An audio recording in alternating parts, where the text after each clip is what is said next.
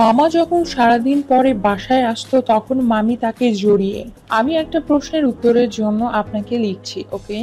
আমার মামার সাথে আমার মামির বিয়ে হয় ৮ বছর আগে। তখন আমার মামার বয়স ৫৬ আর আমার মামির বয়স ১৭। আমার মামি বিয়েতে রাজি না থাকলেও পরিবারের চাপে বয়সের তফাৎ মেনে নিয়ে বিয়েটা করে।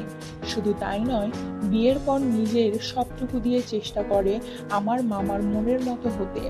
মামা যখন সারাদিন পরে বাসায় আসতো তখন মামি তাকে জড়িয়ে ধরতো এবং কিস করতো, কিন্তু এতে মামা খুব বিরক্ত ফিল করতো আর মামিকে অবহেলা করতো। আমার মামা তাকে কখনোই ভালোবাসতে পারেনি। তাছাড়া মামা ছিল খুব দুর্বল। তারপরেও তার কাছে এটাই ছিল আসল সেক্সটাই। সে বিভিন্ন মহিলাদের সাথে সেক্স করেছে। এমনকি আমার মামির সাথেও একই বিছানায় সে আমার মামির বোনের সাথে সেক্স করেছে। আর আমার মামি অন্যদিকে মুখ লুকিয়ে খালি কান্না করছে। এভাবে সে ৭ বছর ধরে সংসার করে যাচ্ছে। আর তার একটা বেবি আছে। আমার মামি আমাকে বন্ধুর মতো সব কথা শেয়ার করতো। আর তার কথাগুলি শুনতে শুনতে আমি এক পর্যায়ে তার প্রতি দুর্বল হয়ে যাই আর তাকে একসময় আমার ভালোবাসার কথা জানাই। এতে সে বলে সে আমাকে আগে থেকেই ভালোবাসতো। শুরু হলো আমাদের মধ্যে নতুন এক সম্পর্ক। এখন আমরা একে অপরকে অনেক ভালোবাসি। ও আমার সব বিপদে আপদে পাশে থাকে আর আমি ওকে কখনো বকা দিলে বা মারলেও আমাকে অনেক ভালোবাসে। ওর আর আমার ভালোবাসায় কোনো মিথ্যা নেই।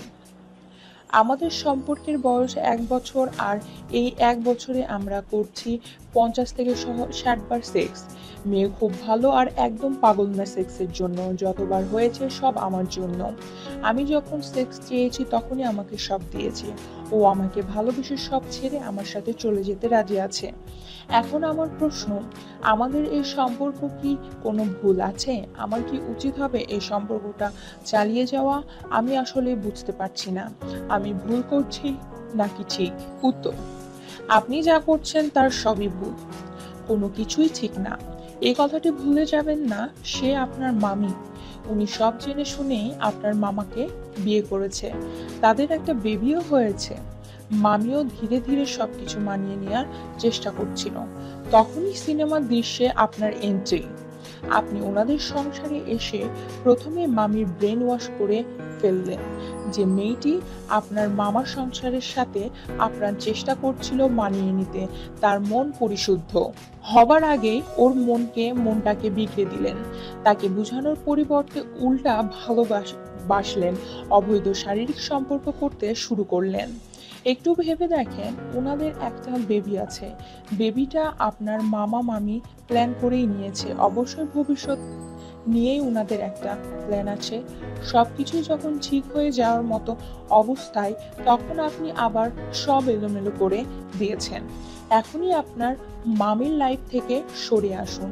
উনাকে তার সংসারে অ্যাডজাস্ট হবার সুযোগ দিন। নিজের পাপের বোঝা আর বাড়াবেন না।